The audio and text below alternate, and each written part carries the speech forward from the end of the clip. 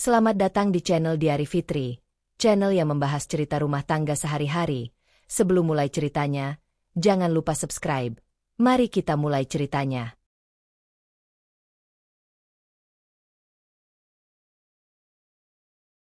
Diandra terbangun bukan oleh suara, melainkan oleh perasaan tidak enak yang menempel sejak sore, semacam gelisah tanpa sebab yang biasanya ia tekan dengan rutinitas.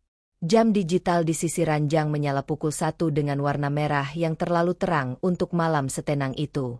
Di apartemen lantai 20, hujan baru saja berhenti. Sisa rintiknya masih mengetuk kaca seperti pengingat halus bahwa sesuatu sedang bergerak di luar kendalinya. Bel pintu berbunyi. 1 kali. Pendek. Ragu. Diandra menegakkan punggung. Jantungnya mendahului langkah. Siapa yang datang jam segini? Ia membuka pintu dan mendapati Maya berdiri di sana. Asisten pribadinya yang biasanya rapi dan penuh kontrol, kini pucat, rambutnya terikat asal, mata merah seolah belum berkedip lama. Maya memeluk map tipis dan ponsel di dada, seperti orang yang membawa kabar duka. "Maaf mengganggu, Bu," kata Maya cepat. Napasnya belum pulih. Ia tidak menunggu dipersilakan masuk. Langkahnya langsung melewati Diandra, seolah takut kata-kata akan menguap kalau ditunda. Diandra menutup pintu perlahan.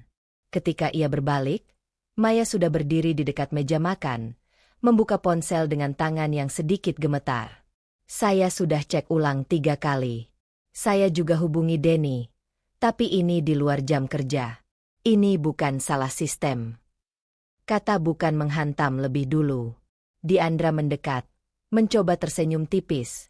Kebiasaan lama untuk menenangkan orang lain. "Maya, tarik napas dulu. Tunjukkan." Layar ponsel itu diputar ke arahnya. Deretan angka, tanggal, dan keterangan transfer berjejer rapi, terlalu rapi untuk jadi kesalahan. Saldo rekening utama yang selama ini ia gunakan untuk operasional dan tabungan keluarga tertera nyaris nol. Bukan nol yang mutlak, tapi sisa yang memalukan. "Ini rekening Ibu," ujar Maya, suaranya kini datar, profesional, sikap yang selalu ia pilih saat keadaan memburuk. "Dipindahkan bertahap sejak 2 minggu lalu. Malam ini transfer terakhir." Diandra menelan ludah. Tidak mungkin. Ia meraih ponsel itu, memperbesar layar, seolah jarak yang lebih dekat akan mengubah kenyataan. "Aku tidak melakukan ini." Maya mengangguk. "Saya tahu." Nama itu muncul di kolom keterangan. Berulang, konsisten, tak terbantahkan. Arga. Suaminya. Nama yang selama ini menjadi jangkar aman setiap kali Diandra merasa dunia terlalu cepat. Sekarang nama itu tampak asing, seperti cap yang salah tempat. "Tidak." Diandra menggeleng. Kali ini lebih keras. "Dia tidak mungkin." Kalimat itu bukan untuk Maya, melainkan untuk dirinya sendiri. Arga selalu bilang semua transparan. Kalau ada kebutuhan, dia akan bicara. Maya menatap Diandra dengan mata yang tidak menghakimi, tapi juga tidak ikut menyangkal. "Bu, saya di sini bukan untuk menuduh. Saya cuma menyampaikan fakta." Kata fakta membuat dada Diandra mengencang. Ia duduk, lututnya melemah. Ingatannya melompat ke masa lalu yang selalu ia kunci rapat. Tahun-tahun awal karir ketika ia kehilangan satu klien besar karena tanda tangan yang ia percayakan pada orang lain. Malam-malam tanpa tidur karena merasa hidupnya bisa runtuh hanya karena satu keputusan yang keliru. Sejak itu, Diandra membangun hidup dengan kontrol ketat, angka, jadwal, dan kepercayaan yang ia pilih sendiri. "Berapa?" tanyanya lirih. Maya menyebutkan angka. Diandra tidak menjawab. Ia menghitung ulang dalam kepala, memetakan rencana yang tiba-tiba hancur. Ada panas yang naik dari perut ke tenggorokan. Bukan marah, lebih mirip panik yang ditahan terlalu lama. "Arga pulang malam ini?" tanya Maya hati-hati, tahu setiap kata bisa jadi pemicu. "Belum," jawab Diandra cepat. Ia meraih ponselnya sendiri, menatap layar kosong. Ada dorongan untuk menelepon, menuntut, memaksa penjelasan. Dorongan lain, yang lebih tua, lebih berbahaya, memintanya diam, menunggu, menjaga rumah tangga tetap utuh apapun yang terjadi. Ia berdiri, berjalan ke jendela. Kota di bawah berkilau acuh. "Maya," katanya akhirnya. Suaranya lebih tenang dari yang ia rasakan. "Kamu simpan semua ini. Jangan ada yang tahu. Termasuk ibu saya." Maya mengangguk. "Baik, Bu." Diandra menutup mata. Menyembunyikan ini berarti mengambil risiko. Mengungkapkannya berarti mengakui bahwa kendali yang ia banggakan mungkin hanya ilusi. Ia membuka mata, menatap pantulan dirinya di kaca. Wajah yang selama ini kuat, kini retak halus. "Kalau Arga tanya," lanjutnya pelan, "katakan aku yang minta cek rutin. Tidak lebih. Keputusan kecil. Berbahaya." Tapi malam ini, Diandra memilih diam, dan rasa takut itu, untuk pertama kalinya, tidak ia tolak. Diandra tidak tidur. Keputusan kecil yang ia ambil beberapa jam lalu. Diam, menunggu, mengendap di tubuhnya seperti kopi pahit yang diminum terlalu malam. Setelah Maya pulang, apartemen kembali sunyi, tapi sunyi yang berbeda. Penuh bunyi langkah yang belum terjadi. Ia membersihkan meja makan yang sebenarnya sudah rapi, lalu duduk, lalu berdiri lagi. Setiap kali ponselnya bergetar karena notifikasi tak penting, jantungnya melonjak seolah nama Arga akan muncul di layar. Jam menunjukkan hampir 3 pagi ketika kunci berputar di pintu. Arga masuk dengan langkah ringan, wajahnya santai, bahkan bersenandung pelan. Jasnya disampirkan di lengan, dasinya sudah dilepas. Ia tampak seperti pria yang pulang dari hari produktif, bukan seseorang yang baru saja menguras rekening keluarga. "Kamu belum tidur?" tanyanya. Nada suaranya hangat dan akrab. Ia mencondongkan badan untuk mencium pipi Diandra. Diandra menerima ciuman itu tanpa bergerak. Bau parfum Arga, yang selama ini ia kenali sebagai rumah, kini terasa asing. Ia menarik napas panjang, mengingat niatnya. Klarifikasi rasional. Bukan tuduhan. Bukan ledakan. "Aku nunggu kamu," katanya. Suaranya stabil. Terlalu stabil. Arga menoleh. Alisnya terangkat sedikit. "Ada apa?" Diandra menunjuk kursi di depannya.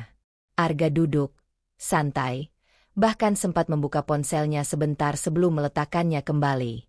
Gestur kecil itu, ketenangan yang nyaris ceroboh, membuat Diandra ingin tertawa getir. "Aku lihat mutasi rekening hari ini," ujar Diandra akhirnya. Ia tidak menyebut Maya, tidak menyebut jam 1 pagi, tidak menyebut rasa takutnya. "Ada beberapa transfer besar. Atas nama kamu."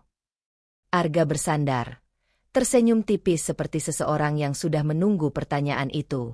"Oh, itu." Ia melambaikan tangan seolah membicarakan hal sepele. "Aku memang mau jelasin. Strategi bisnis sementara." Kata-kata itu meluncur mulus, tanpa ragu. Diandra menahan diri untuk tidak langsung menyela. "Strategi?" ulangnya, pelan. "Iya." Arga mencondongkan tubuh ke depan, suaranya berubah menjadi persuasif. Nada yang sering ia pakai saat membicarakan peluang. "Ada proyek yang butuh pergerakan dana cepat. Kalau lewat rekening perusahaan, terlalu banyak prosedur. Aku pakai rekening kita dulu, nanti juga balik." "Kita." Kata itu menenangkan sekaligus menjebak. "Kenapa nggak bilang dulu?" tanya Diandra. Pertanyaan itu keluar lebih lembut dari yang ia rencanakan. Arga menghela napas, seolah lelah oleh sesuatu yang tidak terlihat. "Aku nggak mau kamu khawatir. Kamu lagi banyak pikiran akhir-akhir ini. Aku pikir, lebih baik aku urus." Ada sesuatu yang bergeser di dada Diandra. Kalimat itu terdengar perhatian, tapi juga menyingkirkan. Seperti pintu yang ditutup dengan sopan. "Jumlahnya besar, Arga," katanya. Kali ini, nada suaranya sedikit bergetar. Ia membencinya. Arga tersenyum lagi, lebih lebar. "Kamu tahu aku nggak akan gegabah. Ini bukan pertama kali aku kelola dana besar." Diandra mengangguk perlahan. Ia ingin percaya. Ia butuh percaya. Mengakui keraguan berarti membuka pintu pada semua ketakutan lama, bahwa ia bisa salah memilih, bahwa kendali yang ia bangun bisa direbut begitu saja. Berapa lama? Tanyanya. Sebentar. Beberapa minggu. Arga meraih tangan Diandra, menggenggamnya. Percaya sama aku. Keheningan menggantung. Diandra merasakan dua suara di kepalanya saling bertabrakan. Yang satu berkata ini masuk akal. Arga memang sering bicara bisnis, dan selama ini tidak pernah benar-benar mengecewakan. Yang lain, lebih pelan tapi tajam, mengingatkannya pada angka-angka yang dingin dan fakta yang tidak peduli pada niat baik. Ia menarik tangannya perlahan. Aku percaya, katanya akhirnya. Arga tampak lega. Ia berdiri, mencium kening Diandra. Kamu hebat, ujarnya, seperti pujian yang menutup pembicaraan. Aku mandi dulu. Diandra duduk sendiri lagi. Ia mendengar suara air mengalir dari kamar mandi. Tangannya meraih ponsel tanpa sadar. Ia membuka galeri, menemukan tangkapan layar mutasi rekening yang sempat Maya kirim. Jarinya berhenti sejenak, lalu ia membuat folder baru, tanpa nama, dan memindahkan semua bukti ke sana. Ia menyalakan pengamanan tambahan, sesuatu yang tidak pernah ia lakukan sebelumnya terhadap urusan rumah tangga. Langkah kecil. Sun. Berisiko. Diandra menatap layar yang kini terkunci, lalu mematikan ponsel. Dari kamar mandi, suara Arga masih terdengar, santai seperti sebelumnya. Diandra menyadari, malam ini ia memilih percaya, tapi untuk pertama kalinya, ia juga memilih berjaga. Pagi datang tanpa kelegaan. Keputusan yang Diandra ambil semalam, percaya sambil berjaga, meninggalkan rasa kaku di tubuhnya, seperti tidur di kursi terlalu lama. Arga sudah berangkat lebih dulu, meninggalkan secangkir kopi dingin dan pesan singkat yang terdengar manis tapi tergesa. Rapat pagi. Nanti malam kita makan bareng. Diandra membaca pesan itu berulang kali, mencoba menangkap sesuatu di antara kata-katanya. Tidak ada.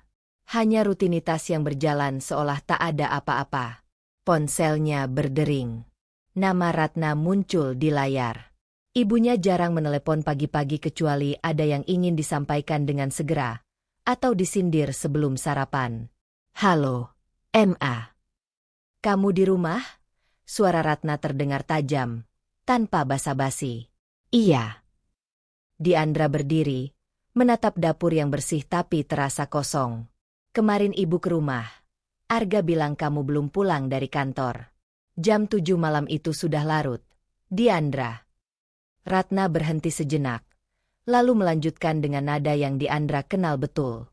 Perempuan itu, seberapapun pintarnya, tetap ada rumah yang harus diurus. Diandra menutup mata. Kalimat itu tidak baru. Sejak kecil, ia tumbuh dengan standar yang sama. Kuat, tapi jangan terlalu terlihat mandiri. Sukses, tapi jangan lupa tempatmu. Aku lagi banyak kerjaan. Ma. Jawabnya pelan. Ia tidak membela diri, juga tidak mengiyakan. Ratna mendesah. Ibu cuma ingatkan. Jangan sampai sibuk cari uang, tapi lupa jaga suami. Laki-laki itu kalau tidak diperhatikan. Diandra memotong, suaranya tiba-tiba dingin. Aku tahu. Keheningan di ujung sana terasa menilai. Ratna akhirnya berkata, Ibu cuma mau yang terbaik buat kamu. Lalu sambungan terputus. Diandra menurunkan ponsel. Ia tidak marah. Yang ada justru kelelahan yang menekan pelan tapi dalam. Ia menyadari sesuatu yang selama ini ia hindari. Di mata ibunya, apapun yang ia capai selalu kurang selama ia terlihat terlalu sibuk. Dan selama ini, ia menerimanya, menanggung semuanya sendiri demi citra perempuan kuat yang tidak merepotkan siapapun. Ia duduk di sofa, bahunya turun. Untuk pertama kalinya sejak malam itu, air mata datang tanpa izin. Bukan karena Arga, bukan karena uang, melainkan karena kesadaran pahit bahwa ia sendirian dalam menjaga keseimbangan yang tak pernah benar-benar seimbang. Ketukan ringan di pintu memecah pikirannya. Maya masuk dengan ekspresi hati-hati, membawa tablet dan map yang sama seperti 2 malam lalu. Maaf, Bu. Saya tahu ini bukan waktu yang enak. Masuk, kata Diandra, menghapus wajahnya cepat. Ada apa? Maya duduk di seberang. Kali ini tidak langsung membuka berkas. Saya sudah coba telusuri alur dana lebih jauh.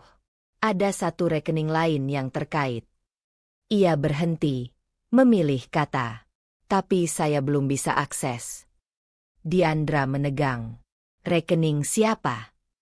Itu yang aneh, jawab Maya jujur. Namanya tidak langsung muncul. Bukan rekening perusahaan, bukan rekening pribadi ibu. Tapi terhubung dengan beberapa transfer lanjutan dari rekening utama. Diandra memejamkan mata, mengingat wajah Arga semalam. Tenang, meyakinkan. Kamu yakin? Saya tidak akan datang kalau tidak yakin, ujar Maya lembut, sikapnya jelas. Mendukung, tapi tidak memaksa. Saya butuh waktu. Dan mungkin, izin. Izin. Kata itu mengandung risiko. Memberi Maya ruang berarti membuka kemungkinan yang Diandra takuti sejak awal, bahwa kepercayaannya salah tempat. Apa yang kamu butuhkan? Tanya Diandra akhirnya. Mungkin akses lebih luas ke dokumen lama. Surat kuasa. Perjanjian. Hal-hal yang biasanya ibu simpan sendiri. Diandra terdiam. Ia teringat masa sakitnya dulu, ketika ia menyerahkan banyak hal pada Arga tanpa banyak tanya. Ia melakukannya atas nama cinta dan kelelahan. Aku pikirkan, katanya. Keputusan kecil lain, ditunda tapi mengarah. Maya mengangguk, berdiri. Saya di sini, Bu. Apapun yang ibu putuskan. Setelah Maya pergi, Diandra berdiri di ruang tamu yang kembali sunyi. Ponselnya tergeletak di meja. Diam tapi penuh kemungkinan. Ia menatapnya lama, lalu membuka kalender dan membatalkan satu janji kerja hari itu, sesuatu yang jarang ia lakukan. Langkah kecil. Berisiko dengan caranya sendiri. Diandra menyadari tekanan baru yang kini mengimpit. Bukan hanya tentang uang atau pernikahan, tapi tentang keberanian untuk berhenti menanggung semuanya sendirian. Keputusan kecil yang Diandra ambil kemarin, membatalkan satu janji kerja demi memberi ruang pada pikirannya sendiri, berbuah pada langkah yang terasa lebih berat pagi ini. Ia duduk di kursi penumpang mobilnya, menatap gedung bank yang menjulang rapi dan dingin. Selama bertahun-tahun, tempat ini adalah simbol kendali, angka yang bisa ia atur, prosedur yang ia pahami. Hari ini, gedung itu tampak seperti saksi yang terlalu diam. Denny sudah menunggu di ruang konsultasi lantai 2. Ia berdiri saat Diandra masuk. Senyumnya profesional tapi tertahan. Tidak ada basa-basi berlebihan. Sikapnya mengisyaratkan bahwa pertemuan ini bukan sekadar cek rutin. Denny adalah manajer bank yang mengurus sebagian besar urusan keuangan keluarga mereka. Orang yang tahu kebiasaan Diandra dan tahu kapan harus berhenti bicara. Terima kasih sudah datang langsung, kata Denny, mempersilakan Diandra duduk. Saya paham ini sensitif. Diandra mengangguk. Tangannya terlipat rapi di pangkuan. Kebiasaan lama untuk menjaga diri tetap terkendali. Saya cuma mau kejelasan, ujarnya. Ada transaksi yang saya tidak lakukan. Denny membuka map di depannya, menggeser beberapa lembar dokumen ke arah Diandra. Ini arsip otorisasi terakhir. Ada beberapa instruksi yang masuk dengan persetujuan tertulis. Diandra mencondongkan tubuh. Di atas kertas itu, ada tanda tangan yang sangat ia kenal, lengkungan huruf yang ia latih bertahun-tahun agar konsisten. Ia menatapnya lama, lalu menggeleng pelan. Ini tanda tangan saya, katanya. Tapi saya tidak pernah datang ke sini untuk ini. Denny menahan napas sejenak. Gerakan kecil itu tidak luput dari perhatian Diandra. Secara sistem, ujar Denny hati-hati, semua tampak sah. Dokumen lengkap, verifikasi terpenuhi. Tapi, Diandra mengangkat pandangannya. Denny memilih kata-katanya dengan cermat. Tapi kehadiran fisik ibu tidak tercatat di tanggal ini. Biasanya, Ibu selalu datang sendiri. Biasanya. Kata itu seperti pisau tipis. Diandra teringat masa ketika ia terbaring lemah, mempercayakan banyak hal pada Arga dengan keyakinan penuh. Ia menelan ludah. Jadi, ini bukan kesalahan sistem. Denny tidak langsung menjawab. Ia menutup map itu perlahan. Kalau kesalahan sistem, biasanya ada jejak yang berbeda. Ini terlalu rapi. Keheningan mengisi ruangan. Diandra merasakan sesuatu bergeser dari dalam, bukan lagi kebingungan atau panik, melainkan rasa dingin yang lebih berbahaya. Pengkhianatan yang tidak terjadi karena lalai, tapi karena dipilih. Siapa yang mengajukan? Tanyanya. Suaranya tetap tenang, tapi jari-jarinya mencengkeram ujung kursi. Denny menatapnya dengan empati yang tertahan. Permohonan diajukan oleh pihak yang berhak secara hukum untuk mendampingi ibu. Arga. Nama itu tidak diucapkan, tapi menggantung jelas di udara. Diandra mengangguk pelan, seperti orang yang baru saja menyusun kepingan terakhir dari teka-teki yang ia takuti. Saya tidak bisa berkomentar lebih jauh tanpa instruksi resmi, lanjut Denny. Tapi sebagai orang yang sudah lama bekerja dengan ibu, saya sarankan, jika ada yang tidak ibu pahami atau setujui, jangan menunggu terlalu lama. Itu peringatan, bukan saran. Diandra berdiri, merapikan tasnya. Terima kasih, Denny, untuk kejujurannya. Denny berdiri ikut berdiri. Apapun yang ibu butuhkan sesuai prosedur, saya akan bantu. Diandra keluar dari bank dengan langkah yang terasa lebih berat dari saat masuk. Di dalam mobil, ia duduk diam cukup lama sebelum menyalakan mesin. Tangannya gemetar, bukan karena takut, tapi karena marah yang akhirnya menemukan bentuk. Ini bukan lagi soal rasa percaya yang dikhianati secara abstrak. Ini soal kehendak yang dilangkahi. Ponselnya bergetar. Pesan dari Arga masuk. Jangan lupa malam ini kita makan bareng. Aku sudah pesan tempat. Diandra menatap layar itu lama. Ada dorongan untuk membalas seperti biasa, menjaga semuanya tetap normal. Tapi kata-kata Denny kembali terngiang. Jangan menunggu terlalu lama. Ia tidak membalas. Sebagai gantinya, ia membuka galeri, memastikan folder tanpa nama itu masih terkunci, lalu menambahkan foto dokumen yang sempat ia ambil dengan izin Denny. Bukti lain disimpan diam-diam. Keputusan kecil. Semakin berbahaya. Diandra menyalakan mesin dan melaju meninggalkan bank, membawa tekanan baru yang kini jelas bentuknya. Bukan hanya kehilangan kendali, tapi kesadaran bahwa seseorang yang paling ia percaya telah memilih untuk melangkah di atasnya, dengan sadar. Kesadaran bahwa pengkhianatan itu dipilih, bukan terjadi karena lalai, masih melekat di tubuh Diandra saat ia membuka pintu apartemen malam itu. Ia berharap rumah akan memberinya jarak, tapi yang menyambut justru aroma masakan dan cahaya hangat dari ruang makan. Meja tertata rapi, lilin kecil menyala, dan sebuah kotak beludru hitam tergeletak di tengahnya. Arga keluar dari dapur dengan senyum yang terlalu siap. "Kamu capek?" tanyanya. Nada suaranya lembut, seolah hari ini tak pernah ada apa-apa. Diandra berhenti melangkah. Perhatian yang tiba-tiba itu membuatnya waspada, tapi juga lelah. "Ada apa ini?" tanyanya. "Rayakan kita," jawab Arga ringan. Ia menarik kursi untuk Diandra, sebuah gestur yang jarang ia lakukan belakangan. "Aku tahu minggu-minggu ini berat. Aku mungkin kurang peka." Kata kurang peka terdengar seperti penyederhanaan yang disengaja. Diandra duduk, menatap hidangan yang tampak disiapkan dengan sungguh-sungguh. Arga membuka kotak beludru itu, sebuah kalung sederhana tapi elegan, jenis yang ia tahu akan disukai Diandra. "Aku mau kamu ingat," lanjut Arga sambil mengalungkan kalung itu, jarinya menyentuh kulit Diandra lebih lama dari perlu.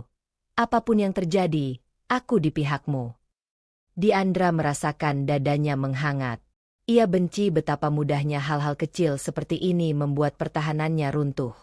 Ia ingin mempercayai versi Arga yang penuh perhatian ini, ingin kembali ke ritme lama di mana pertanyaan-pertanyaan berat tidak perlu diajukan. "Makan dulu," kata Arga. "Kamu kelihatan tegang." Mereka makan dalam percakapan ringan. Arga bercerita tentang rapat, tentang peluang, tentang masa depan yang terdengar menjanjikan. Setiap kali Diandra hendak menyelipkan pertanyaan, Arga selalu mendahuluinya dengan sentuhan atau pujian. Kontrol itu halus, nyaris tak terlihat, mengarahkan suasana tanpa memaksa. "Aku cuma minta satu hal," kata Arga akhirnya, menatap Diandra dengan serius tapi lembut. "Berhenti curiga. Curiga itu capek. Buat kamu, buat kita." Kalimat itu menusuk tepat di titik rapuh. Diandra menunduk, mengaduk makanannya yang hampir habis. Ia teringat ibunya, teringat nasihat lama tentang menjaga rumah tangga. Ia teringat wajah Arga semalam yang meyakinkan. "Mungkin aku memang terlalu tegang," katanya pelan. Kata-kata itu terasa seperti pengkhianatan kecil pada dirinya sendiri. Arga tersenyum puas, tapi cepat ia sembunyikan. "Kita tim," ujarnya, mengangkat gelas. "Aku selalu jujur sama kamu." Setelah makan, Arga masuk ke kamar mandi. Diandra membereskan meja, mencoba menenangkan pikirannya. Kalung di lehernya terasa berat, bukan karena nilainya, tapi karena maknanya. Ia mengambil ponselnya untuk mematikan lampu, dan saat itulah layar menyala dengan notifikasi singkat, tersembunyi di antara pesan-pesan tak penting. Transfer masuk. Keluar. Jumlah kecil dibanding yang lain, tapi polanya sama. Jantung Diandra berdetak keras. Ia menatap notifikasi itu beberapa detik, memastikan ia tidak salah lihat. Nama rekening tujuan tidak langsung terbaca, disamarkan oleh singkatan yang asing. Ia membuka detailnya. Tangannya dingin. Ini terjadi sekarang. Di saat Arga sedang di rumah, di saat ia diminta berhenti curiga. Langkah kaki Arga terdengar dari kamar mandi. Diandra mengunci ponselnya cepat. Wajahnya kembali netral. Arga keluar, menyeka rambutnya. "Kamu kenapa?" "Tidak apa-apa," jawab Diandra otomatis. Ia tersenyum, tapi kali ini senyum itu terasa kaku. Malam itu, mereka tidur di ranjang yang sama dengan jarak yang tak kasat mata. Arga tertidur lebih dulu. Napasnya teratur. Diandra menatap langit-langit. Kalung masih melingkar di lehernya. Ia memikirkan dua hal yang kini saling bertabrakan. Rumah tangga yang selama ini ia jaga dengan segala kompromi, dan harga diri yang mulai ia sadari terlalu lama ia gadaikan. Pelan-pelan, Diandra menggeser tubuhnya, meraih ponsel di meja samping. Ia membuka folder tanpa nama itu dan menambahkan satu tangkapan layar lagi. Bukti kecil, tapi nyata. Keputusan kecil. Semakin berisiko.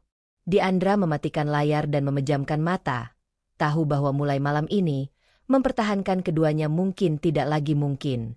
Diandra bangun dengan rasa panas di dada yang belum padam sejak semalam. Kalung di lehernya masih ada, ia lupa melepasnya, dan justru itu yang pertama kali membuatnya sadar bahwa semua yang terjadi kemarin bukan mimpi. Hadiah, sentuhan, permintaan berhenti curiga, lalu notifikasi transfer yang muncul di sela-selanya. Dua wajah Arga yang berdiri berdampingan di kepalanya, tak lagi bisa disatukan. Ia duduk di tepi ranjang lebih lama dari biasanya. Arga sudah berangkat. Sisi ranjang itu dingin, rapi, seolah orang yang tidur di sana tidak meninggalkan jejak apapun. Diandra berdiri, melepas kalung itu, dan meletakkannya di laci. Tidak dibuang, tidak dipakai. Disimpan, seperti semua hal lain yang kini ia tunda keputusannya. Maya datang menjelang siang, tanpa banyak basa-basi. Wajahnya serius, langkahnya cepat, seperti seseorang yang akhirnya menemukan potongan penting dari teka-teki yang terlalu lama berserakan. "Ada yang harus ibu lihat," kata Maya begitu duduk. Ia membuka laptopnya, memutar layar ke arah Diandra.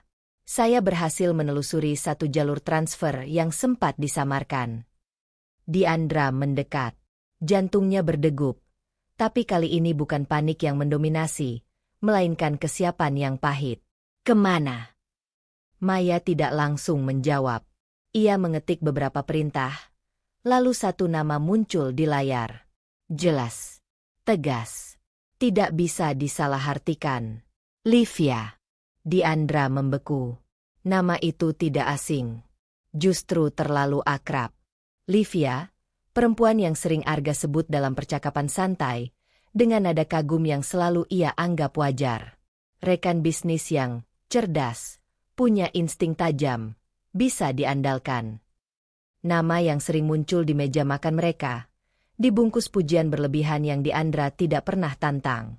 "Ini rekening atas nama dia?" tanya Diandra, suaranya rendah. "Ya," jawab Maya. "Beberapa transfer besar berakhir di sini, langsung atau lewat perantara. Polanya konsisten."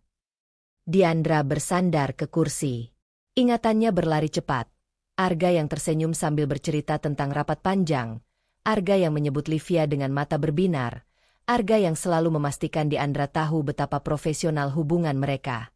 Semua itu kini tersusun rapi dalam makna baru yang membuat perutnya mual. Dia sering datang ke kantor Arga, gumam Diandra, lebih pada dirinya sendiri. Dan ke acara-acara. Selalu tahu harus bicara apa. Maya mengangguk. "Saya ingat. Dan dari yang saya lihat, ini bukan transaksi satu kali." Kata-kata itu memecahkan sesuatu di dalam Diandra. Selama ini, ia menahan amarahnya dengan berbagai nama. Kewajaran, pengertian, kedewasaan. Ia takut marah berarti ia cemburu tanpa dasar. Berarti ia lemah. Tapi kini, dengan nama itu terpampang jelas, kemarahannya menemukan pijakan. "Jadi bukan cuma soal uang," kata Diandra perlahan. Tangannya mengepal di atas meja. "Ini soal pilihan." Maya tidak menyela. Ia tahu momen ini bukan tentang data, melainkan tentang pengakuan batin yang selama ini ditunda. "Aku selalu berpikir," lanjut Diandra, suaranya mulai bergetar tapi tidak runtuh.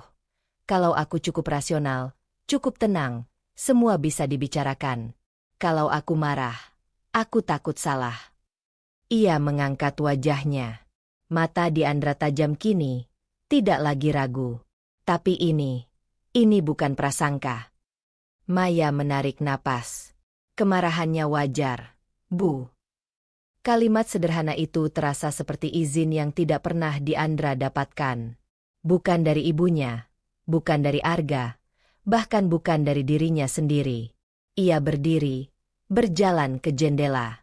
Kota di luar bergerak seperti biasa, tak peduli pada perubahan besar yang baru saja terjadi di dalam dirinya. "Jangan lakukan apa-apa dulu," kata Diandra akhirnya. "Berbalik. Aku perlu memastikan satu hal." "Apa?" tanya Maya. "Apakah aku masih ingin menyelamatkan rumah tangga ini?" jawab Diandra jujur. "Atau aku cuma takut terlihat gagal?" Maya mengangguk, menerima keputusan itu tanpa menekan. "Saya akan simpan semua data dengan aman." Setelah Maya pergi, Diandra duduk sendirian. Untuk pertama kalinya sejak semuanya bermula, ia tidak menangis. Kemarahannya tidak meledak, tapi mengendap, padat dan terarah. Ia membuka ponselnya, menelusuri pesan-pesan lama dari Arga, mencari nama Livia. Pujian-pujian kecil itu kini terasa seperti ejekan. Sebuah pesan baru masuk dari Arga. "Nanti malam aku ada makan dengan klien. Jangan tunggu." Diandra tersenyum tipis. Ia tahu siapa klien itu. Jarinya melayang di atas layar. Lalu ia membalas singkat. "Baik." Keputusan kecil. Berbahaya dengan cara baru. Diandra meletakkan ponsel, menyadari tekanan batin yang kini berbeda bentuknya. Bukan lagi antara percaya atau curiga, melainkan antara diam yang aman dan kebenaran yang akan melukai, apapun pilihannya. Keputusan kecil yang Diandra ambil kemarin, membalas singkat dan tidak bertanya, berubah menjadi malam yang terasa lebih panjang dari biasanya. Ia tidak menunggu Arga pulang. Sebaliknya, ia duduk di dalam mobil, memarkirkannya di seberang restoran yang Arga sebut sebagai tempat makan dengan klien. Lampu-lampu hangat memantul di kaca jendela, menciptakan ilusi keintiman yang sengaja dijual tempat itu. Diandra datang bukan untuk membuat keributan. Ia datang untuk memastikan apa yang sebenarnya sudah ia tahu. Ia duduk diam, mengenakan jaket tipis, topi diturunkan sedikit.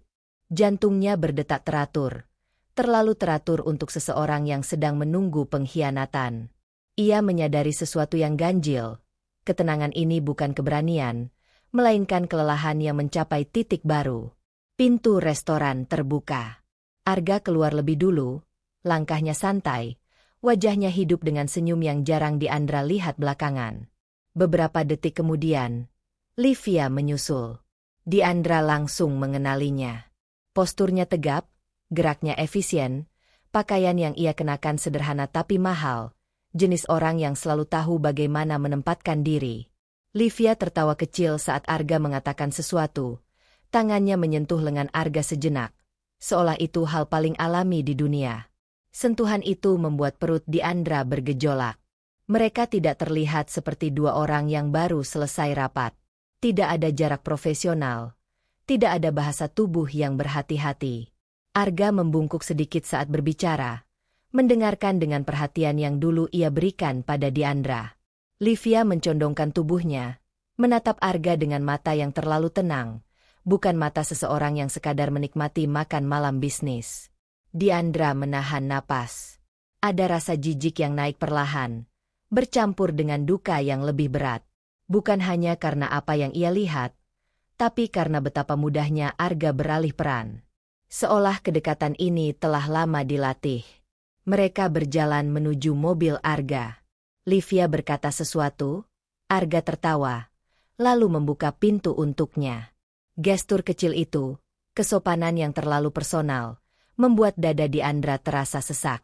Ia teringat malam makan malam mereka, hadiah kalung, permintaan berhenti curiga. Semua itu kini tampak seperti tirai tipis yang sengaja dipasang. Diandra tidak menangis. Ia tidak marah dengan cara yang ia bayangkan selama ini.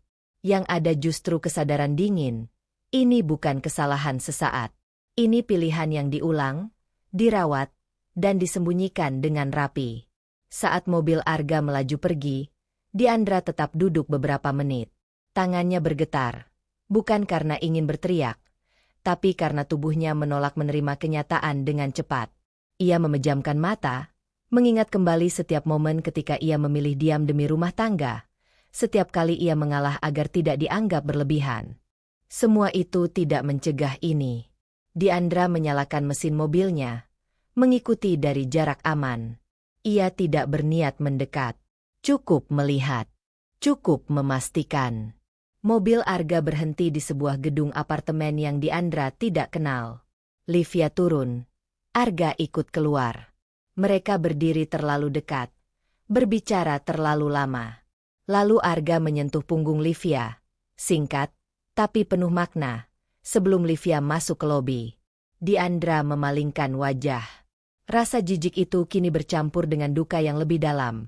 Duka atas versi dirinya yang dulu percaya bahwa kesetiaan adalah soal niat, bukan tindakan berulang.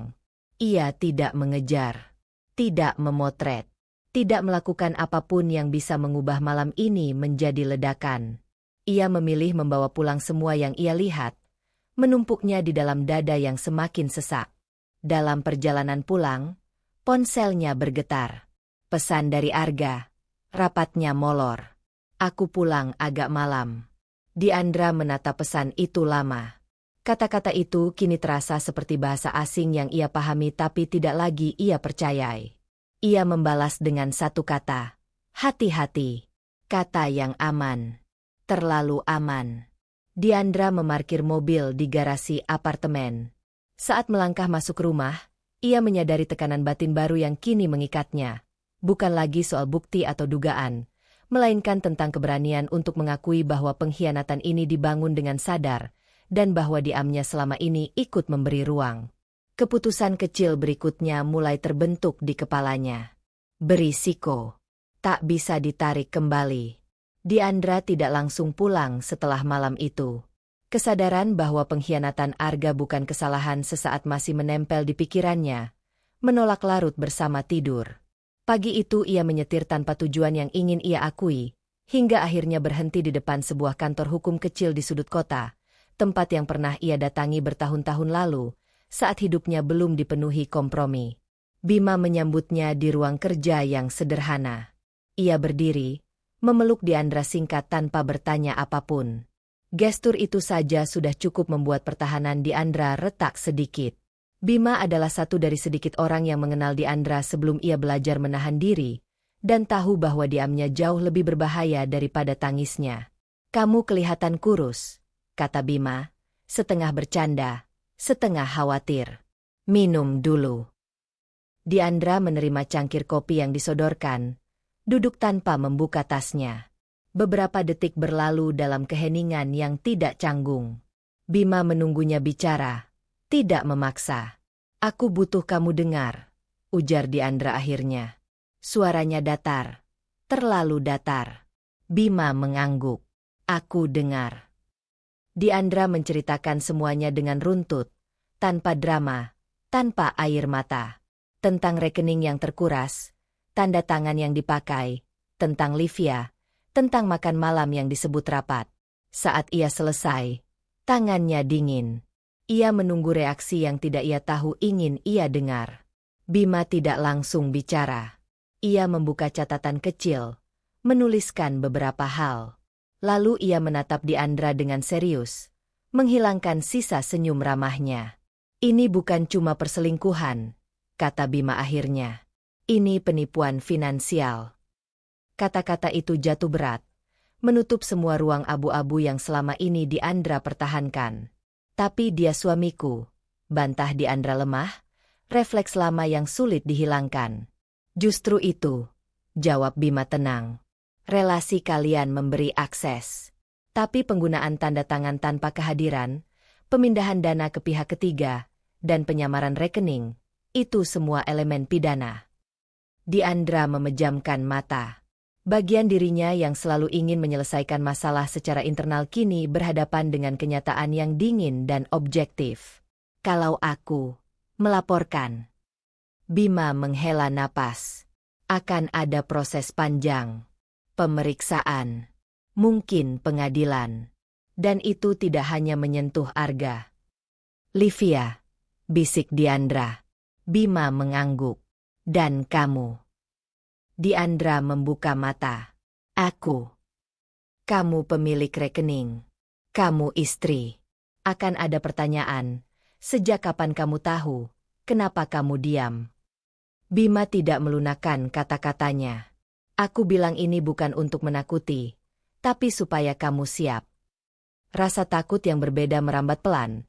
Bukan takut kehilangan rumah tangga, tapi takut kehilangan kendali atas hidup yang selama ini ia bangun dengan hati-hati. Diandra memeluk cangkir kopinya, mencari kehangatan yang tidak datang. "Ada pilihan lain?" tanyanya.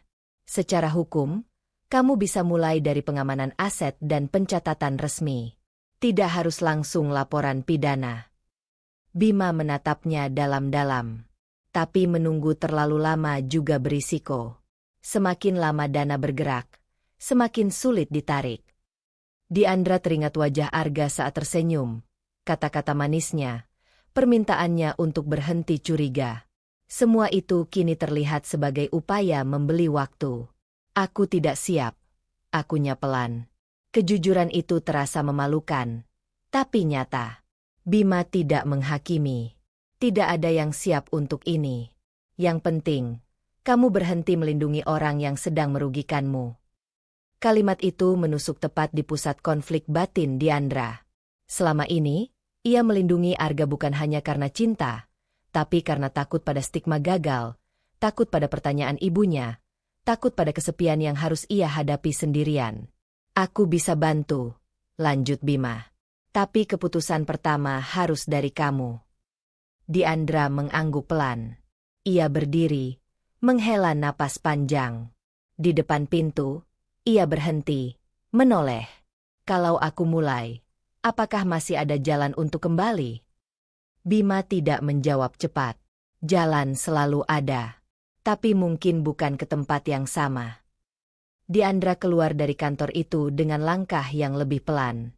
Di mobil, ia duduk lama, menatap setir. Ponselnya bergetar. Pesan dari Arga. "Nanti malam kita makan di rumah. Aku kangen." Diandra mematikan layar tanpa membalas. Untuk pertama kalinya, ia membiarkan kata hukum mengendap di kepalanya.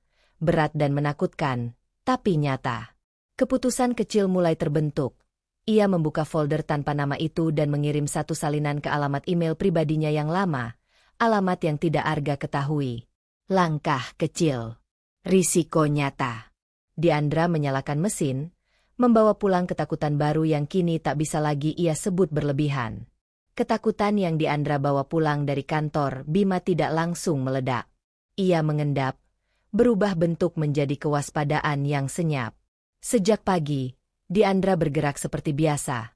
Mandi, bekerja, membalas surel, namun ada jarak baru antara dirinya dan semua rutinitas itu. Seolah hidupnya berjalan di rel yang sama. Tapi tujuan akhirnya diam-diam bergeser. Ia sedang menutup laptop ketika bel pintu berbunyi. Tidak ada pesan sebelumnya.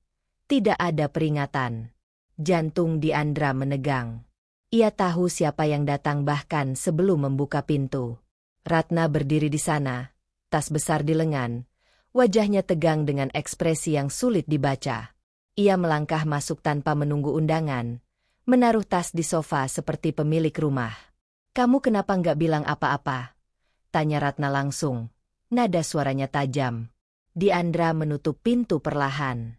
"Bilang apa? MA?" Ratna berbalik. Matanya menyapu ruang tamu yang rapi, lalu berhenti di wajah Diandra. "Ibu dengar dari Arga. Katanya kamu lagi curiga berlebihan. Ribut soal uang." Kata curiga berlebihan membuat sesuatu bergetar di dada Diandra. Ia menarik napas, mencoba menjaga suaranya tetap tenang. "Dia bilang begitu." "Ya iya," jawab Ratna cepat. "Dan ibu nggak kaget. Dari dulu ibu sudah bilang, jangan gampang percaya sama laki-laki. Kamu terlalu naif. Diandra, pintar di luar, tapi soal rumah tangga, cukup." Kata itu keluar sebelum Diandra sempat menahannya. Ratna terdiam. Jelas tidak menyangka. "Apa?" "Aku bilang cukup." Diandra berdiri lebih tegak. Tangannya gemetar. Tapi suaranya tidak. "Masalah ini bukan karena aku terlalu percaya. Dan bukan tanggung jawabku untuk menanggung kesalahan orang lain." Ratna mengerutkan kening. "Kamu mau menyalahkan siapa lagi? Istri itu tugasnya jaga. Kalau sampai kejadian begini, pasti ada yang kamu abaikan." Kalimat itu seperti cermin retak yang memantulkan seluruh masa lalu Diandra. Setiap kali gagal, setiap kali terluka, selalu ada satu kesimpulan. Ia kurang hati-hati, kurang patuh, kurang perempuan. Selama ini, Diandra menerimanya, memeluk rasa bersalah itu seperti warisan. Tapi hari ini, sesuatu berubah. "MA," kata Diandra pelan, tapi tegas. "Arga memindahkan uang tanpa izinku. Memakai tanda tanganku tanpa kehadiranku. Itu bukan kelalaianku. Itu pilihannya." Ratna membuka mulut, lalu menutupnya lagi. Wajahnya berubah, bukan karena mengerti, tapi karena merasa dilawan. "Kamu sekarang pintar membela diri, ya?" "Bukan membela diri," jawab Diandra. "Menghentikan kebiasaan menyalahkan diri sendiri." Keheningan jatuh berat di antara mereka. Ratna menghela napas kasar. Duduk di sofa. "Ibu cuma nggak mau kamu hancur. Rumah tangga itu bukan soal benar atau salah." "Justru karena itu," kata Diandra, duduk di kursi seberang. "Aku tidak mau terus mengorbankan diriku supaya terlihat utuh." Ratna menatapnya lama, mencari celah untuk menekan seperti biasa. Tidak menemukannya. Ada sesuatu di wajah Diandra yang berbeda. Bukan keras, tapi mantap. "Kamu mau apa sekarang?" tanya Ratna akhirnya. Nada suaranya lebih rendah. Diandra tidak langsung menjawab. Ia memikirkan Bima, hukum, risiko. Ia memikirkan Arga, senyum dan kebohongannya. Ia memikirkan dirinya sendiri, perempuan yang terlalu lama memikul segalanya agar orang lain nyaman. "Aku belum bilang," jawab Diandra jujur. "Tapi aku tahu satu hal.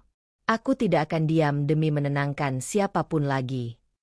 Ratna bangkit, meraih tasnya. Kalau begitu, ibu tidak bisa bantu banyak. Diandra mengangguk. Aku tahu. Ratna pergi tanpa pamit panjang. Pintu tertutup, meninggalkan Diandra sendirian di ruang tamu yang kini terasa lebih luas dan lebih sunyi. Diandra duduk, menatap tangannya sendiri.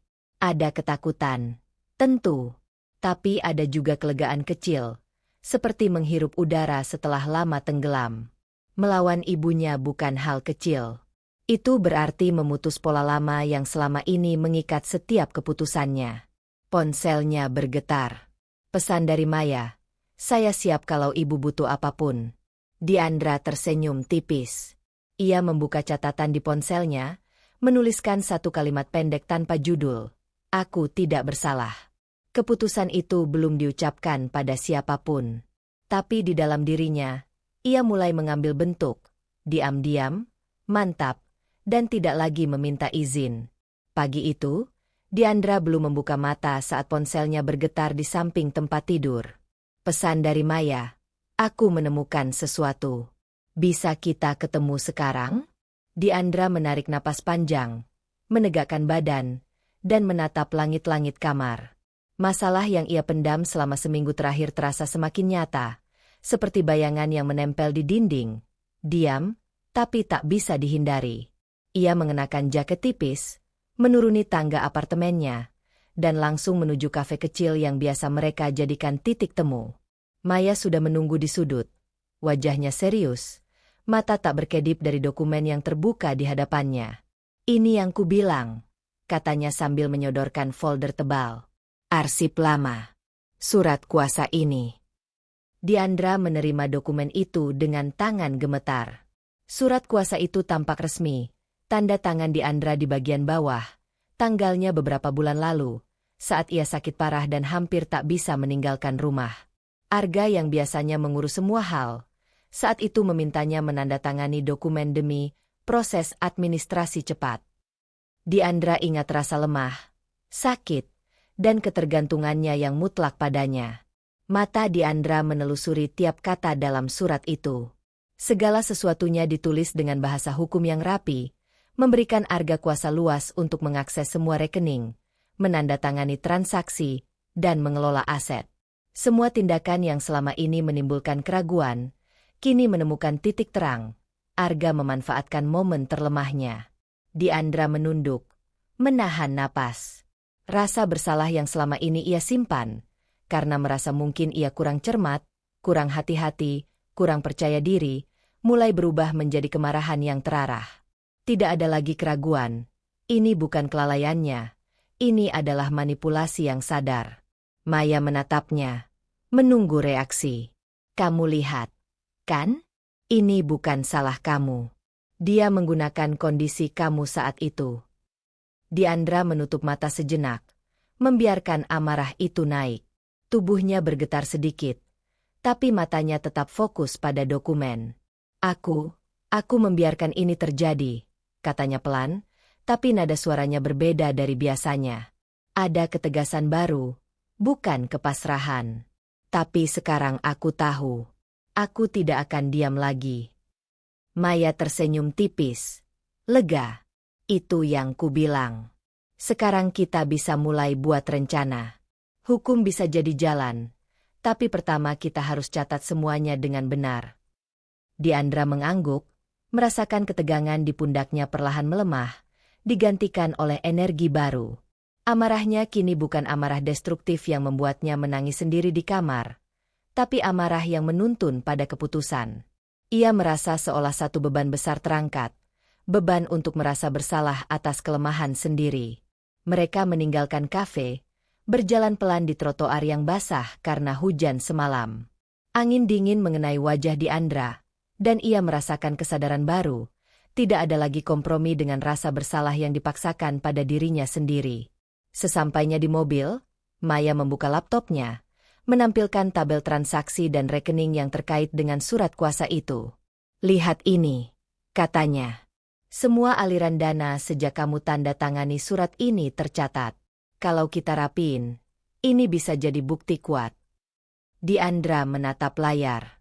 Angka-angka itu membuat kepala pusing, tapi tidak menakutkan seperti sebelumnya. Kini ia melihatnya sebagai peta, petunjuk untuk membalikan keadaan.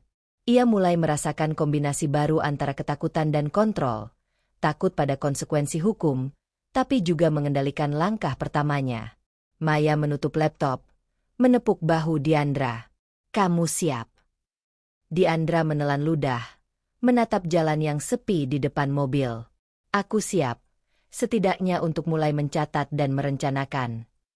Keputusan itu masih setengah tersembunyi dalam hatinya, belum diucapkan pada siapapun, termasuk Bima atau Ratna.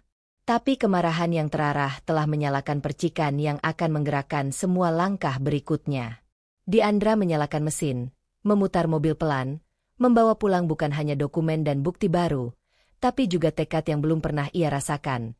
Tekad yang mulai berani menuntut keadilan dan menempatkan dirinya sebagai pusat, bukan lagi korban yang diam.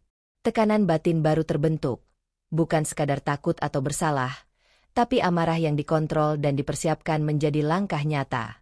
Satu keputusan kecil menunggu untuk diambil besok, memulai pencatatan resmi semua transaksi, langkah pertama menuju pertarungan yang nyata.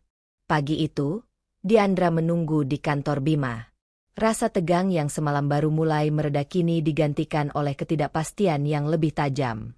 Surat kuasa yang Maya temukan, catatan transaksi, dan percakapan dengan Bima telah menyiapkan jalannya menuju langkah nyata, tetapi kebenaran yang belum terkonfirmasi masih menghantui setiap detik. Ponselnya bergetar. Denny menelepon, suaranya terdengar resmi tapi tegang. Diandra, aku sudah cek lagi. Dana yang hilang itu sudah dipindahkan ke aset atas nama Livia. Tidak ada yang tersisa di rekening lain yang bisa diakses kamu. Diandra menunduk, merasakan dunia seolah jatuh sedikit lebih jauh. Setiap kata yang keluar dari Denny menegaskan realitas yang selama ini ia takut hadapi. Ia menutup mata sejenak, mencoba menahan rasa sakit yang meluap. Selama ini ia bertahan pada kemungkinan kecil, bahwa Arga mungkin bisa membenarkan, mungkin ada kesalahan sistem, mungkin semua ini bisa diperbaiki tanpa menghancurkan harga dirinya. Apakah ada cara untuk menariknya kembali? Tanyanya akhirnya, suaranya hampir berbisik. Denny menghela napas panjang. Secara hukum, sulit. Kalau aset sudah atas nama orang lain, perlu proses panjang, bukti kuat. Aku tidak ingin mengelabui kamu, Diandra. Ini serius. Diandra menatap meja, jari-jari mengetuk perlahan. Ia merasa seluruh tubuhnya panas, tapi kepalanya tetap dingin, fokus. Sekarang, pengkhianatan itu bukan sekadar teori atau prasangka. Ini nyata. Ini bukan hanya tentang uang, tapi tentang bagaimana Arga dan Livia telah merencanakan semuanya dengan dingin, memanfaatkan kelemahan dan kepercayaan yang ia berikan. Saat itu ponselnya bergetar lagi. Nomor tak dikenal. Ia ragu membuka, tapi rasa ingin tahu dan dorongan untuk menghadapi kenyataan lebih besar. Pesan dari Livia. Diandra, aku dengar kamu sibuk mencari alasan. Aku sudah urus semuanya. Jadi santai saja. Jangan campuri urusan orang dewasa. Diandra membekukan. Membaca pesan itu membuat udara di sekitarnya terasa berat. Nada dingin, penuh rasa superioritas, tanpa sedikit pun rasa bersalah. Livia bicara seolah ia yang berhak, sementara Diandra yang dikhianati harus menerima. Ia merasakan amarah yang berbeda dari sebelumnya. Bukan amarah umum karena dikhianati atau kecewa pada Arga, tapi amarah yang terfokus, terarah pada manipulasi, pada rasa tidak hormat terhadap dirinya sebagai perempuan dan sebagai individu yang pernah sepenuh hati percaya. Mata Diandra berkilat, tangannya mengepal di meja. Maya muncul dari pintu kantor, membawa dokumen dan laptop, melihat ekspresi Diandra. Aku lihat pesan itu, ucapnya, datar tapi mendukung. Kalau kamu ingin menghadapi Livia, kita harus siap. Bukti-bukti sudah ada. Dia tidak bisa lepas begitu saja. Diandra menoleh, merasakan kekuatan baru. Selama ini, Ia selalu memikirkan cara mempertahankan rumah tangga atau menyelamatkan perasaan orang lain. Kini perspektifnya berbeda. Bukan lagi soal melindungi Arga atau menenangkan siapapun. Ini tentang dirinya sendiri. Ia menutup laptop, menatap Maya. Kita mulai dari sini. Catat semua bukti. Semua. Suaranya mantap, meski detak jantungnya masih kencang. Ia merasakan ketegangan yang sebelumnya membungkamnya kini berubah menjadi energi terkontrol, siap dipakai sebagai senjata. Denny menutup panggilan telepon, meninggalkan Diandra dengan kesadaran baru.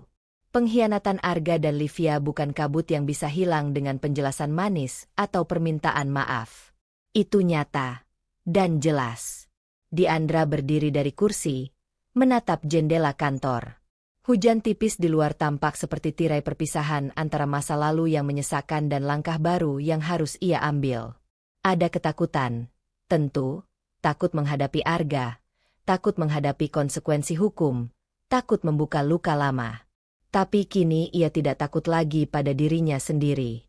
Ia menulis di catatan digital, "Ini bukan soal Arga lagi. Ini soal aku." Tekanan batin baru terbentuk, lebih berat dari sebelumnya. Tapi kini penuh arah. Keputusan kecil pertama menunggu, memanggil Arga untuk klarifikasi terbuka, atau menyusun bukti lengkap sebelum konfrontasi. Diandra menatap layar laptopnya, mengambil napas panjang. Langkah berikutnya akan menentukan pertarungan yang lebih besar, dan ia siap menanggung risiko untuk pertama kali tanpa ragu. Diandra menunggu di ruang tamu apartemennya, tangan menggenggam catatan digital yang berisi semua bukti transaksi, pesan Livia, dan arsip surat kuasa. Napasnya tenang, tapi dadanya terasa sesak. Bukan karena takut, melainkan karena ketegangan menanti konfrontasi yang selama ini ditahan.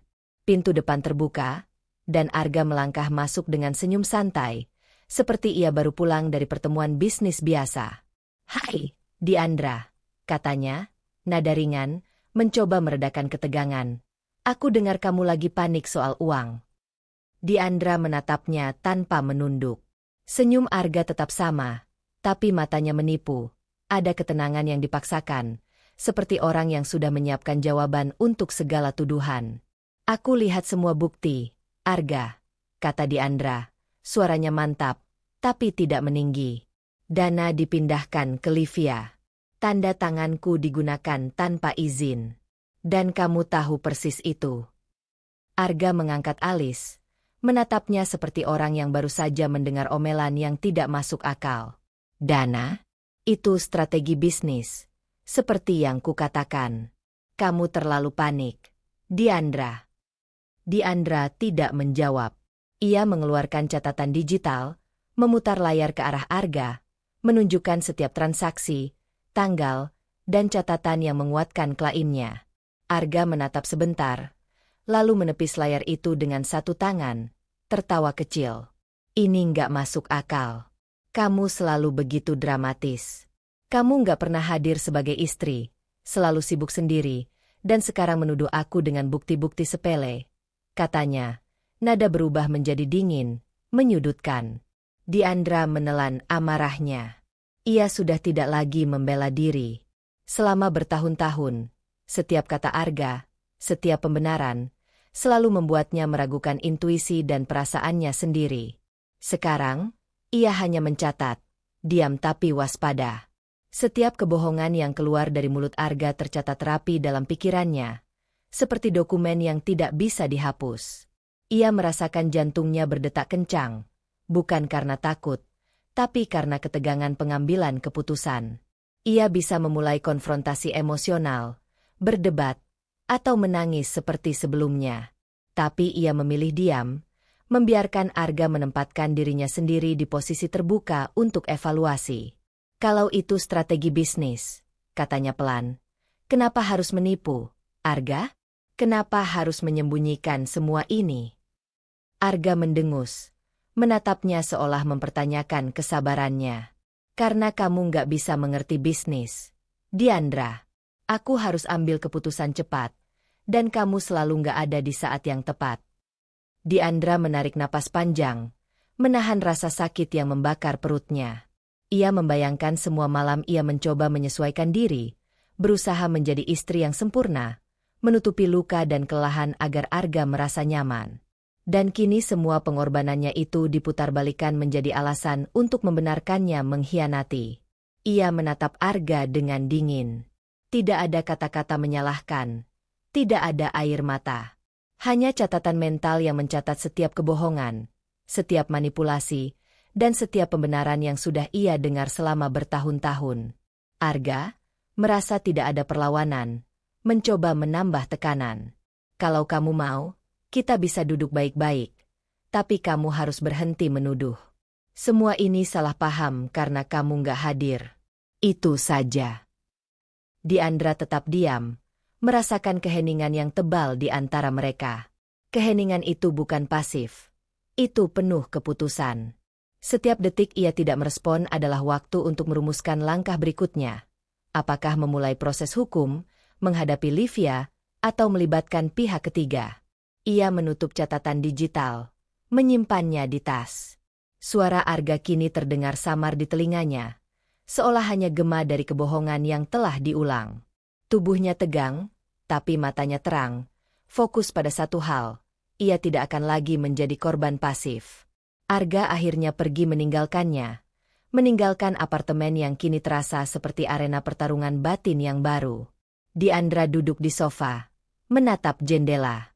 Hujan mulai turun pelan di luar, membasahi jalanan yang sepi, seperti memberi selubung pada keheningan yang ia ciptakan sendiri. Dalam keheningan itu, Diandra merasakan tekad yang lebih berat dari sebelumnya. Tekanan batin bukan lagi tentang pengkhianatan atau kehilangan finansial semata, tetapi tentang menjaga harga dirinya, memutus pola lama, dan mengambil alih kendali hidupnya.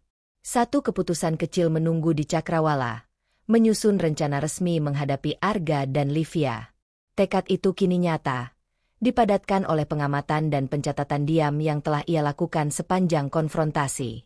Kali ini, diamnya bukan pasif, tapi penuh strategi dan arah.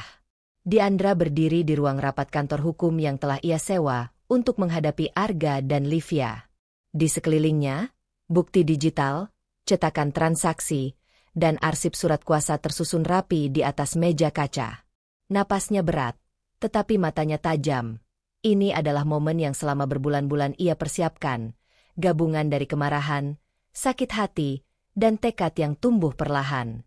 Pintu terbuka, Arga masuk bersama Livia, senyum tipis di wajah keduanya seolah tidak ada badai yang menanti. Arga tampak santai, mencoba menenangkan aura ruangan. Diandra, apa ini? Tanyanya, nada setengah mengejek. Apa ini? Teatrikal banget. Diandra tidak menjawab langsung. Ia memandang mereka, menimbang setiap kata. Kemarahan yang dulu membuatnya gemetar kini berubah menjadi ketenangan yang menakutkan. Ini bukan pertunjukan, Arga. Ini kenyataan, katanya akhirnya, suara tegas namun tidak meninggi. Ia mulai memaparkan bukti demi bukti. Setiap transfer, setiap aset atas nama Livia, setiap tanda tangan yang digunakan tanpa izin. Arga mengangkat alis, mencoba tersenyum, membenarkan diri. Dana itu strategi bisnis. Kamu tahu itu. Livia juga. Dia hanya rekan kerja. Diandra mengangkat satu cetakan, menunjuk transaksi terakhir. Ini, tanggal 12 Januari, jam 15.43. Kamu menggeser dana ke rekening Livia setelah aku pulih dari sakit. Kamu pikir aku tidak tahu karena aku tidak hadir. Suaranya rendah tapi tegas. Ruang rapat seketika hening. Livia menatap Diandra dengan dingin, namun di matanya terlihat kilatan cemas. Ini pertama kalinya seseorang mengetahui detail yang hanya Diandra ketahui. Detail itu, dari mana kamu tahu? Arga menyipitkan mata. Nada suaranya mulai berubah. Ia mulai kehilangan kendali yang selama ini ia pertahankan, mencoba mencari alasan. Itu, aku bisa jelaskan. Diandra mengangkat satu bukti lagi, arsip surat kuasa yang ia tanda tangani saat sakit. Ini, Arga. Saat aku lemah, kamu memanfaatkan kepercayaanku. Dan semua ini kamu lakukan sambil berusaha meyakinkan aku bahwa aku salah karena tidak hadir sebagai istri. Semua kebohonganmu terungkap sekarang. Wajah Arga memerah. Bibirnya bergetar. Ia mencoba tersenyum, tapi senyum itu kehilangan kekuatan, berubah menjadi grimace yang penuh kepanikan. Livia, yang sebelumnya begitu dingin, mulai gelisah. Ia menyadari bahwa tidak ada lagi topeng yang bisa menutupi kebenaran. Diandra menatap keduanya. Tidak ada air mata, tidak ada nada emosional berlebihan, hanya ketegasan. Aku sudah diam terlalu lama. Aku menahan diri, mencatat semua kebohonganmu, dan sekarang, semua ini ada di depanmu. Tidak ada lagi ruang untuk pembenaran. Arga mencoba membela diri, suaranya terdengar serak. Diandra, kamu terlalu keras. Kamu selalu menganggap aku jahat. Terlalu keras. Diandra memotong, suaranya dingin. Aku tidak keras. Aku sadar. Dan aku tidak akan menjadi korban lagi. Ia menarik napas panjang, menahan amarah yang ingin ia lepaskan sepenuhnya, memilih untuk membiarkan fakta yang berbicara. Livia mencoba mengalihkan perhatian. Diandra, ini bisa diselesaikan secara baik. Tidak. Livia, ini tidak bisa diselesaikan secara baik, karena semua ini adalah manipulasi, pengkhianatan, dan penipuan. Semua yang kalian lakukan akan memiliki konsekuensi, dan aku tidak akan membiarkan siapapun menutupinya lagi. Tegas Diandra, matanya menatap tajam ke arah Livia. Ruang rapat sunyi, hanya terdengar deru napas. Topeng Arga benar-benar runtuh. Wajah santainya yang selama ini menipu kini diganti rasa takut dan panik. Livia menyadari bahwa posisi mereka sudah terguncang. Diandra berdiri tegak, bahu lurus. Keheningan di sekelilingnya berubah menjadi kekuatan yang memaksa mereka mengakui kebenaran. Diandra duduk kembali, menatap bukti di depannya. Ini bukan akhir, tapi awal dari pertarungan yang nyata. Hukum, reputasi, dan harga diri kini berpihak padanya. Tekanan batin yang ia rasakan tidak hilang, justru meningkat, namun kini berbeda. Bukan rasa takut atau bingung, tapi fokus pada langkah konkret berikutnya. Ia menutup catatan digital. Napasnya dalam. Keputusan kecil sudah diambil. Menghadapi Arga dan Livia secara langsung, menuntut keadilan, dan mulai membuka jalan bagi dirinya sendiri. Namun konsekuensi penuh masih menunggu, dan Diandra tahu, puncak dari semua tekanan emosional dan hukum akan segera tiba. Diandra berdiri di depan pintu apartemen, tangan masih memegang dokumen hukum dan catatan digital. Hujan di luar menetes pelan di jendela, tapi dalam hatinya, badai lebih keras daripada cuaca malam itu. Ia baru saja menyaksikan puncak konfrontasi. Arga runtuh di hadapannya, Livia terguncang, dan kebenaran tak terbantahkan. Tapi sekarang, ruang itu terasa kosong. Livia mengambil langkah mundur. Wajahnya pucat, bibir terkatup rapat. Ia menatap Diandra sebentar, lalu menunduk. Membungkam rasa bersalahnya sendiri dengan ego. Tanpa sepatah kata pun, Livia berbalik dan meninggalkan ruangan. Diandra menonton perempuan itu pergi, sadar bahwa lawan yang sesungguhnya bukan Livia, tetapi Arga. Dan sekarang, Arga benar-benar sendirian. Arga menatap Diandra. Wajahnya campur aduk antara marah dan takut. Diandra, tunggu. Suaranya terdengar serak, lebih lemah daripada biasanya. Ia melangkah maju, tangan terulur, bukan untuk memeluk, tapi seolah memohon pengampunan demi keselamatan dirinya sendiri. Aku bisa jelaskan. Aku bisa perbaiki semuanya. Kita bisa bicarakan baik-baik. Diandra menatapnya, menimbang setiap kata. Ia tidak tergoda untuk menjerit, menangis, atau menyerang. Selama ini, ia selalu kehilangan kendali ketika Arga memohon. Sekarang, ia merasakan ketenangan yang aneh namun kuat, kekuatan yang lahir dari memahami siapa yang ia hadapi. Arga bukan lagi suami yang dicintai, melainkan orang yang takut kehilangan status, reputasi, dan kendali atas dunia yang ia bangun sendiri. Arga, suara Diandra dingin tapi mantap. Ini bukan soal penjelasan lagi. Ini tentang konsekuensi. Aku tidak akan lagi menutupi kebohonganmu. Aku tidak akan membiarkanmu memutarbalikkan kebenaran demi kenyamananmu sendiri. Arga menelan ludah. Wajahnya memerah. Matanya mulai berkaca-kaca. Tapi bukan karena penyesalan. Ia takut kehilangan kontrol yang selama ini ia pegang erat. Diandra, tolong, kita bisa atur semuanya. Aku masih bisa jaga nama baik kita. Jangan hancurkan semuanya. Diandra mengangkat tangan, menunjukkan bahwa percakapan itu selesai. Keheningan di ruang itu menjadi penuh dengan ketegangan yang rapat. Tidak ada amarah yang meledak. Tidak ada air mata yang jatuh. Hanya ketegasan yang memisahkan dirinya dari orang yang dulu ia cintai dan kini ia kenal sebagai pengkhianat. Ia melangkah ke pintu, membuka dan menutupnya perlahan. Bunyi klik kunci menegaskan keputusan yang tidak lagi bisa dibatalkan. Pintu itu bukan simbol penolakan emosional. Itu simbol kendali. Kendali atas hidupnya, harga dirinya, dan arah masa depannya. Diandra menatap Arga untuk terakhir kali sebelum menutup pintu sepenuhnya.